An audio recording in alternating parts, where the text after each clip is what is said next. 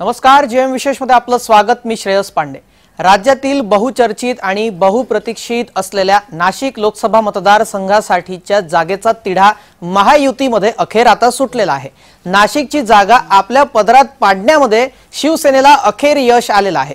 विद्यमान खासदार शिवसेनेच्या हेमंत गोडसेंना नाशिकमधून उमेदवारी जाहीर करण्यात आली आहे। या जागेसाठी महायुतीतील घटक पक्षांमध्ये चांगलीच रस्सीखेच पाहायला मिळाली होती। महिन्याभरापासून नाशिकच्या जागेचा तिढा कायम होता, जो अखेर आता सुटलाय। दरम्यान अनेक इच्छुक उमेदवारांची नावे सुद्धा महिन्याभरात समोर आली होती। दावे प्रतिदावे पाहायला मिळाले होते। नाशिकचा उमेदवार घोषित करायला इतका उशीर का झाला आणि नाशिक लोकसभा मतदारसंघात गेल्या महिन्याभरात काय घडामोडी घडल्या आहेत, त्याचा उहापोह आजच्या जेएम विशेष मध्ये करूयात। लोकसभा निवडणुकीमध्ये महायुतीचा नाशिकच्या जागेवरून तिढा अखेरच्या क्षणामध्ये सुटलेला आहे। शिवसेनेकडून विद्यमान खासदार हेमंत गोडसे यांना उमेदवारी जाहीर करण्यात आली आहे। मुख्यमंत्री एकनाथ शिंदे यांनी हेमंत गोडसे यांची उमेदवारी जाहीर केली। नाशिकच्या जागेवरून राष्ट्रवादी काँग्रेस आणि शिवसेना यांच्यात चांगलीच रस्सीखेच सुरू होती, जी आपण पाहिली महिन्याभरात। महायुतीत ही जागा कोणाला द्यायची यावरून लवकरच निर्णय होत नसल्याने राष्ट्रवादी काँग्रेसचे नेते आणि मंत्री छगन भुजबळ यांनी माघार घेतली होती। त्यानंतर नाशिकमध्ये शिवसेनेकडून उमेदवार जाहीर केला जाईल असं भाजपाने स्पष्ट केलं होतं। हेमंत गोडसे यांना शिवसेनेकडून नाशिक मतदारसंघासाठी उमेदवारी जाहीर झाली आहे। उमेदवारी जाहीर होताच खासदार गोडसे पालकमंत्री दादा भुसे यांच्यासोबत थेट भारतीय जनता पक्षाच्या कार्यालयात पोहोचले। यावेळी त्यांनी भारतीय जनता पक्षाच्या पदाधिकाऱ्यांशी चर्चा केली। खासदार गोडसे यांनी मुख्यमंत्री एकनाथ शिंदे आणि महायुतीच्या सर्व नेत्यांचे आभार मानले। उमेदवारी जाहीर करताना पक्षाच्या वरिष्ठ नेत्यांनी विविध सूचना केलेल्या आहेत। सर्व सहकारी पक्षांच्या पदाधिकाऱ्यांना विश्वासात घेऊन आम्ही काम सुरू करत आहोत। येत्या 18 दिवसांमध्ये पूर्ण मतदारसंघ पिंजून काढण्यात येईल असं यावेळी गोडसे यांनी म्हटलं। मुख्यमंत्र्यांनी या ठिकाणी सांगितलं की आपण आपल्या जबाबदारी देतोय, तर निश्चित ती यशस्वीपणे पार पडली जाईल। यासाठी सर्वांनाच, म्हणजे सर्व पक्षाचे सर्व पदाधिकारी सर्वांना विश्वासात घेऊन आपण सर्वांनी त्या ठिकाणी काम करावं आणि चांगल्या मताधिक्याने आपण निवडून याल अशा प्रकारच्या शुभेच्छा देखील त्यांनी दिल्या।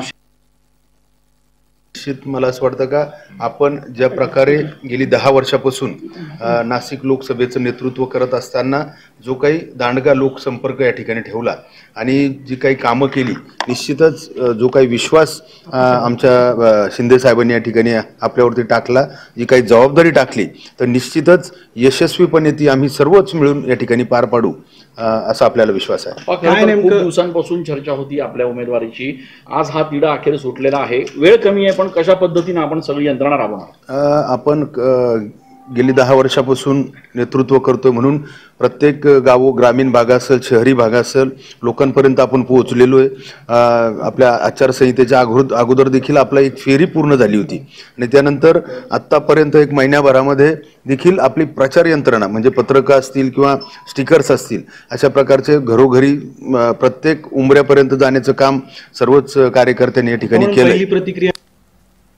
हेमंत गोडसेंच्या नावावर शिक्कामोर्तब झाल्याने मंत्री छगन भुजबळ यांनी हेमंत गोडसेंचं अभिनंदन केलं, आपली प्रतिक्रिया दिली आहे। अपेक्षेप्रमाणे हेमंत गोडसे यांना नाशिकच्या जागेसाठी उमेदवारी जाहीर झाली। ते सध्याचे विद्यमान खासदार असून अपेक्षेप्रमाणे त्यांच्या नावावर शिक्कामोर्तब झालाय। ही अतिशय आनंददायी बाब असून त्यांचे अभिनंदन करतो आणि पुढील निवडणुकीसाठी शुभेच्छाही देतो असं म्हणत मंत्री छगन भुजबळ यांनी नाशिकच्या उमेदवारीबाबत आपली पहिली प्रतिक्रिया व्यक्त केली। ते अपेक्षा तीच होती, कारण हेमंत गोडसे जे आहेत आता सध्या सिटिंग MP आहेत, सध्याचे खासदार आहेत आणि म्हणूनच त्यांचा आग्रह जो आहे मुख्यमंत्री शिंदे साहेबांनी सुद्धा धरला होता आणि त्याप्रमाणे अपेक्षेप्रमाणे त्यांचं नाव जाहीर झालेलं आहे। मी हेमंत गोडसे यांचं मनापासून अभिनंदन करतो आणि आतापासूनच जे आहे प्रचाराला आता जोरात वेगात सुरुवात होईल। उद्या अर्थातच बहुतेक भारतीताई पवार यांचा दिंडोरीचा आणि हेमंत गोडसे यांचा नाशिकचा फॉर्म भरण्याचा कार्यक्रम सुद्धा उद्या होईल। मुंबईवरून सुद्धा काही देवेंद्र फडणवीस किंवा इतर काही नेते येण्याची शक्यता आहे आणि मोठी मिरवणूक निघेल आणि त्या मिरवणुकीमध्ये संपूर्ण त्या नाशिक मतदारसंघ आणि दिंडोरी मतदारसंघ जेवढे म्हणून आमचे कार्यकर्ते आहेत महायुतीचे तेवढे सगळे कार्यकर्ते उद्या त्या मिरवणुकीमध्ये सामील होते. 2019ला आम्ही शिवसेनेच्या सुद्धा विरुद्ध होतो. त्यावेळेला शिवसेनेतून हेमंत गोडसे जे आहेत मोदी साहेबांचा पाठिंबा होता. 14ला पण आणि 19ला पण शिवसेना आणि बीजेपी एकत्र होती आणि मोदी साहेबांच्या पाठिंब्यावर हेमंत गोडसे पुढे निवडून आले होते. बरोबर, त्या शिवसेनेवर आम्ही सरकार केलंच होतं. आम्ही 2 वर्ष उद्धव ठाकरे यांच्यावर सरकारमध्ये बसलो होतो. म्हणजे गोडसे पण त्या आमच्यावर होते, एकनाथ शिंदे पण आमच्यावर होते. शिंदे तर सरकारमध्येच होते आमच्या बरोबर. त्यामुळे परत राजकारणामध्ये उलाढाली होत असतात. तर ते त्यावेळेला काय झालं याचा विचार करत असताना अलीकडच्या राजकारणात काय फारसा त्याला काही महत्व असं मला वाटत नाही. त्यामुळे आज आम्ही ज्या महायुतीत आहोत, महायुतीची लढाई आम्ही लढणार आहोत एकत्र. दरम्यान आता नाशकातली लढत ही निश्चित झालेली आहे. नाशकातली लढत कशी होणार आहे त्यावर एक नजर टाकूयात ग्राफिकच्या माध्यमातून. नाशकातली लढत कशी होणार आहे ते आपण पाहतो. हेमंत गोडसे हे शिवसेनेचे उमेदवार आहेत तर राजाभाऊ वाजे हे शिवबाटाकडून उमेदवार आहेत. हे लढत आपल्याला नाशिकमध्ये पाहायला मिळणार आहे. जुने शिवसैनिक आता आमने सामने असतील.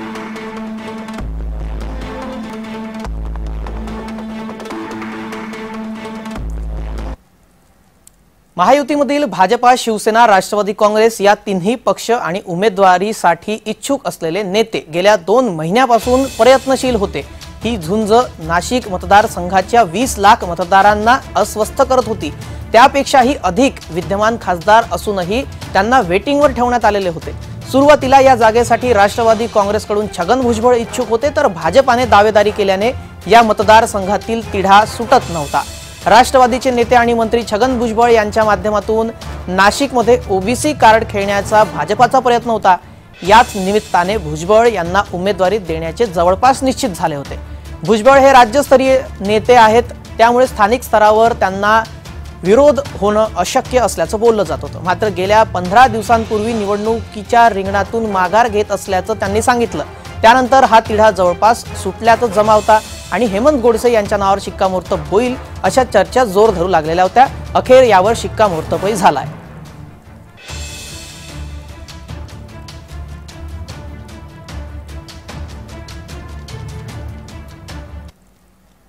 भाजपाकडून उमेदवारीसाठी इच्छुक असलेले दिनकर पाटील हे पक्षाने उमेदवारी न दिल्याने नाराज झालेले आहेत. गोडसेंच्या उमेदवारीवर त्यांनी आपली नाराजी व्यक्त केली आहे. काय म्हणतायत पाहूयात. नाही, मी पहिल्यापासून सांगतो की मला भाजपने तिकीट दिलं तरच मी निवडणूक लढवणार होतो. मी शब्द बदलणार नाही आणि मला काही उमेदवारी बिंडखोरी करायची नाही. मला कोणाला ब्लॅकमेलिंग करायचं नाही आहे. त्यामुळे माझा निर्णय ठाम आहे. पक्षाने तिकीट दिलं असतं तरच निवडणूक लढवली असती. चुकीच्या माणसाला तिकीट दिलंय.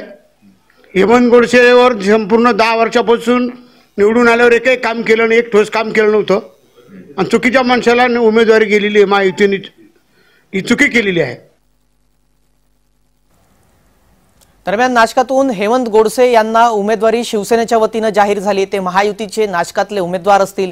त्यांना उमेदवारी जाहीर झाल्यानंतर राजकीय मंडळींनी सुद्धा यावर आपली प्रतिक्रिया दिली. काहींनी हेमंत गोडसे यांना शुभेच्छा सुद्धा दिल्या, त्यांचं अभिनंदन केलं. पाहूयात राजकीय मंडळींच्या काय या संदर्भातल्या प्रतिक्रिया आहेत.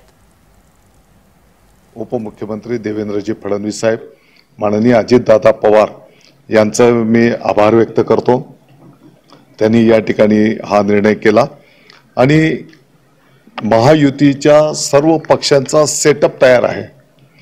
संपूर्ण नाशिक लोकसभेमध्ये, नाशिक जिल्ह्यामध्ये महायुतीची पक्षीय पातळीवरची पण एक ताकद आहे आणि म्हणून तुम्हाला काही तासांमध्येच त्याचा रिझल्ट दिसेल. आता अधिकृत उमेदवारी घोषित झाली.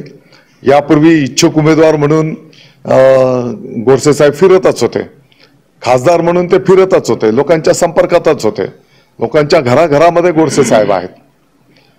केंद्र सरकारने केलेली कामं, राज्य सरकारने केलेली कामं, गोडसे साहेबांनी केलेली कामं आणि सगळ्यात महत्त्वाची गोष्ट म्हणजे महायुतीच्या कार्यकर्त्यांचं जनतेच्या सुखदुःखामध्ये सहभाग, या सर्व ताकदीवर लाखोच्या फरकाने ही सीट निवडून येईल.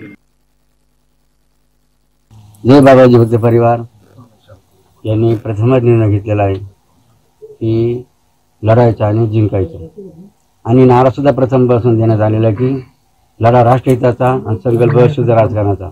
आणि सर्वानुमते या ठिकाणी जाहीर करण्यात आले की आम्हाला तिकीट मिळो, या ठिकाणी आम्ही लढणार आणि जिंकणार. तुम्ही सुद्धा महायुतीकडून इच्छुक होतात, मुख्यमंत्र्यांची भेट झाली होती, भाजप नेते गिरीश महाजन देखील तुमच्या भेटीला. प्रत्येकाला अपेक्षा असते की नाही, मात्र बघा त्याबद्दल आम्हाला काही त्याचा शुभाशुभ नाही. उलट आम्हाला डबल आनंद झालेला आहे की ज्या उमेदवारांना तिकीट मिळालं त्यांचं आम्ही टाळ्याच अभिनंदन करत आहोत. तुमची पुढची भूमिका काय? आमची पुढील भूमिका जी ठरलेली आहेत, पहिल्यापासून जी आमची भूमिका जी ठरलेली आहेत, लढायचं आणि जिंकायचं. नाशकामध्ये उमेदवाराची घोषणा करण्यासाठी महायुतीला 2 महिन्याचा वेळ घ्यावा लागला. इतका वेळ का लागला?